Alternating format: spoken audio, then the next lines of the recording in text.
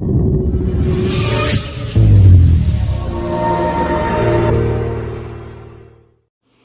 दोस्तों, नमस्कार। Master technician channel में आपका बहुत बहुत स्वागत है। दोस्तों, आज के टॉपिक में हम ये जान लेंगे कि जो BS6 गाड़ियों का साइलेंसर होता है उसको ATS बोला जाता है। ATS का मतलब होता है आफ्टर ट्रीटमेंट सिस्टम।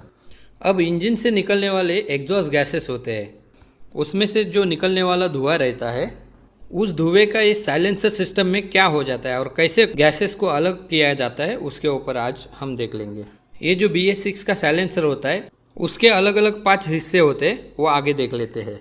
उसमें पहला हिस्सा आता है DOC। DOC का मतलब होता है डीजल ऑक्सीडेशन कैटालिस्ट। अब दूसरा हिस्सा आता है, उसको बोला जाता है DPF। DPF का मतलब होता है डीजल पार्टिकुलेट फिल्टर। अब यहाँ पे आगे तीसरा हिस्सा आता है जहाँ पे यूरिया या डेप इंजेक्टर लगा हुआ रहता है, उसे कहते हैं मिक्सचर, क्योंकि इसी के अंदर इंजेक्टर के सहायता से अंदर यूरिया को स्प्रे किया जाता है और हवा के साथ मतलब एग्जॉस्ट गैसेस के साथ मिलाया जाता है। उसके बाद आता है SCR। SCR का मतलब होता है सिलेक्टिव कैटलिस्ट रिडक्शन। यहाँ पे इंजन से निकलने वाला नॉक्स रहता है, नॉक्स को यहाँ पे तोड़ा जाता है, वो आगे हम देख लेंगे। अब इसके लास्ट में आ जाता है वो, उसे बोला जाता है ASC। ASC का मतलब होता है अमोनिया स्लीप कैटलिस्ट। यहाँ पे जो बचा हुआ अमोनिया होता है उसके ऊपर रिएक्शन किया जाता है।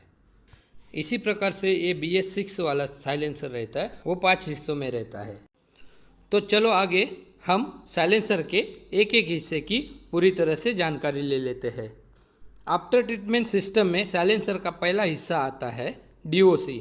DOC का मतलब होता है डीजल ऑक्सीडेशन कैटालिस्ट, जो हमने पहले ही दिखाया था। इसमें ऐसे ही तरह से कुछ स्ट्रक्चर रहता है।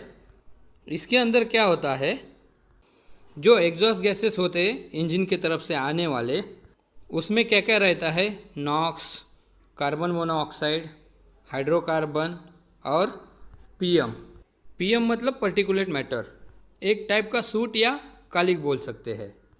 DOC में क्या होता है, जैसे टेम्परेचर बढ़ने के बाद उसी के अंदर जो मटेरियल है उसी के ऊपर से जब ये गैसेस गुजर जाएंगे और वो गैसेस के ऊपर रिएक्शन हो जाता है।